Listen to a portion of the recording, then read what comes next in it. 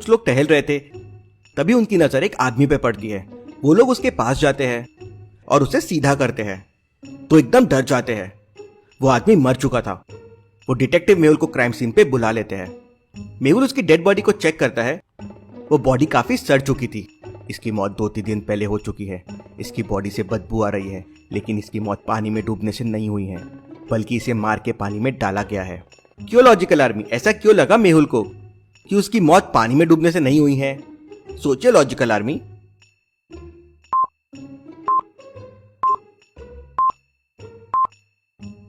Body को observe कीजिए। पानी में डूबने पर बॉडी फूल जाती है, लेकिन ये बॉडी बिल्कुल नॉर्मल है। इसका मतलब इसकी मौत पहले ही हो चुकी थी। उसके बाद इसे पानी में फेंका गया है। तभी मेहुल की नजर उस मरे हुए आदमी के पैंट की जेब में पड़ती है। मेहुल को उसकी जेब के अंदर एक पैकेट मिलता है। मेहुल उस पैकेट को ओपन करता है तो पैकेट के अंदर कुछ रुपए और उसका आईडी कार्ड था, जो पूरी तरह से भीग चुका था। तो उसमें कुछ साफ नजर नहीं आ रहा था। ये कौन था, कहां से आया था, कैसे समझेगा? लेकिन उसके पैकेट में मेहुल को एक आईडी कार्ड और मिलता है, जिसपे कुछ चीजें साफ दिख रही थी। और वो आईडी कार्ड पे प्रतिभा ज्वेलर्स लिखा हुआ था। प्रतिभा ज्वेलर्स। इस आईडी कार्ड से मेहुल को एक बहुत बड़ा हिंट मिलता है। क्या आप सोच सकते हैं लॉजिकल आर्मी, क्या हिंट?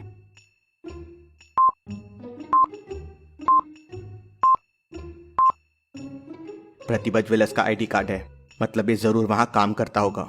मेहुल डेड बॉडी के फोटोज लेता है, डेड बॉडी को अपनी कार में डालता है और प्रतिभा ज्वेलर्स जाने के लिए निकल जाता है। समुद्र के किनारे से प्रतिभा ज्वेलर्स तक पहुंचने के लिए 2 रास्ते थे। पहला रास्ता शहर से होकर जाता है और दूसरा रास्ता जंगल से होकर जाता है, जो शॉर्टकट था और फटाक से मेहुल को ज्वेलर्स तक पहुंचा देगा। लेकिन मेहुल शहर की तरफ गाड़ी मोड़ता है और निकल पड़ता है। तो क्या आप बता सकते हैं लॉजिकल आर्मी, मेहुल ने ऐसा क्यों किया? जबकि जंगल का रास्ता शॉर्टकट था, तो मेहुल ने शहर वाला रास्ता क्यों लिया? सोचिए और आपका आंसर कमेंट कीजिए।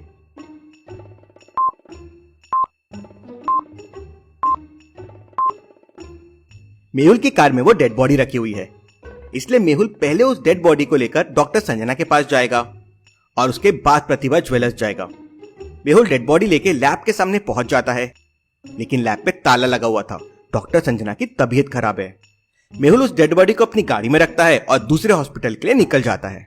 मेहुल दूसरे हॉस्पिटल में डेड बॉडी देता है और शॉप के लिए निकल जाता है। रास्ते में मेहुल को फोन आता है कि डेथ पानी से नहीं बल्कि दम घुटने से हुई है। दिस इज इंटरेस्टिंग, मतलब मेरा शक सही था। मेहुल प्रतिभा ज्वेलर्स की दुकान में पहुंच जाता है। मेहुल जैसे ही बिल्डिंग के अंदर जाता है तो सामने उसे एक बोर्ड दिखता है, जिसपे गोल्ड का दाम लिखा हुआ था। 10 ग्राम गोल्ड 50,000 रुपए का।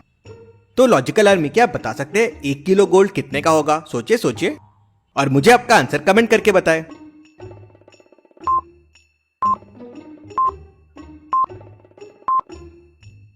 दस ग्राम सोने का भाव 50,000 रुपीज है। 1 किलो में 1000 ग्राम्स आते हैं, मतलब 50,000 इंटू 100, तो कॉस्ट हो जाएगा 50 लाख रुपीज। मेहुल अंदर जाता है, मैनेजर से मिलता है और उसे वो आईडी कार्ड देता है और उसे पता करने के लिए कहता है ये किसका है। सर, ये आईडी कार्ड तो राघव का है। तब मेहुल अपने मोबाइल में उस आईडी कार्ड का फोटो मैनेजर को दिखाता है। क्या ये राघव है? हाँ सर, यही राघव है।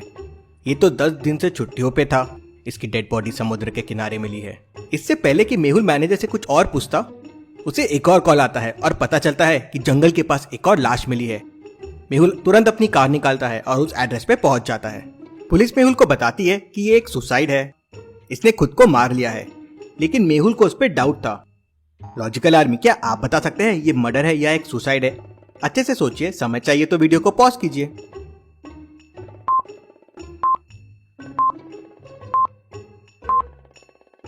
खून सर के राइट साइड से बह रहा है, मतलब गोली यहाँ लगी होगी, लेकिन बंदूक लेफ्ट हैंड में है। ऐसे कैसे पॉसिबल है? कोई लेफ्ट हैंड में बंदूक रख के राइट साइड पे गोली नहीं मार सकता। ये जरूर मर्डर है।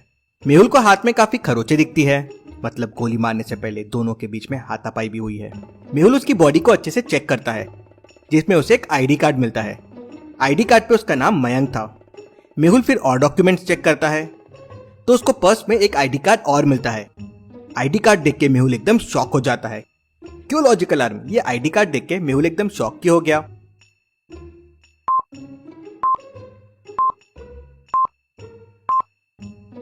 आईडी कार्ड प्रतिभा ज्वेलर्स का है। इसका मतलब मयंक भी प्रतिभा ज्वेलर्स में काम करता था। मुझे तुरंत प्रतिभा ज्वेलर्स की दुकान पे जाना होगा और समझना होगा ये सब चक्कर क्या है। मेहुल तुरंत प्रतिभा ज्वेलर्स की दुकान पे पहुंच जाता है और वहां के मैनेजर को पूरा मामला बताता है। तब वहां का मैनेजर कहता है, सर मुझे बहुत डर लग रहा है, कहीं ये संजू ने तो नहीं किया। पहेलियां मत बुझाओ, साफ साफ बताओ।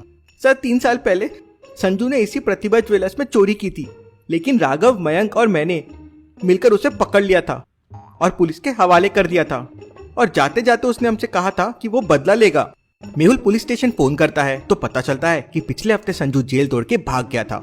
मतलब ये जरूर संजू ने ही किया होगा, लेकिन वो जेल तोड़ के भागा कैसे? संजू चोरी के लिए जेल में कैद था। उसे 3 साल की सजा मिली थी। एक बार उसने देखा कि जेल के सिपाही सो गए हैं। उसने जेल का ताला तोड़ने की कोशिश किया।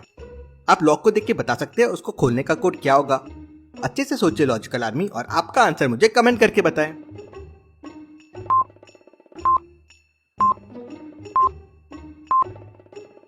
प्लस को मल्टीप्लाई से रिप्लेस कर दीजिए तो आपको कोड मिल जाएगा। जैसे 1 × 1 × 2 है 2, 1 × 2 × 3 है 6, तो कोड के लिए 1 × 3 × 3 हो जाएगा 9। संजू कोड 9 प्रेस करता है और जेल से भाग जाता है और सीधा राघव के घर जाता है। राघव सो रहा था। वो तकिए से उसका मुंह दबा के उसे मार देता है और पानी में फेंक देता है। फिर वो सीधा मयंक को किडनैप कर लेता है और जंगल में ले जाके उसे भी मार देता है। अगला निशाना उसका मैनेजर था। मैनेजर शाम को एक होटल में जाने वाला था। पॉसिबल है संजू खून करने की कोशिश वहीं करेगा। मेहुल होटल पहुंच जाता है। वहां उसे 4 लोग दिखते हैं। अब मेहुल कंफ्यूज हो जाता है कि इनमें से संजू कौन सा है। क्या आप बता सकते हैं लॉजिकल आर्मी चारों को देख के कि इनमें संजू कौन हो सकता है? ABC या D? अच्छे से सोचिए और आपका आंसर मुझे कमेंट करके बताएं।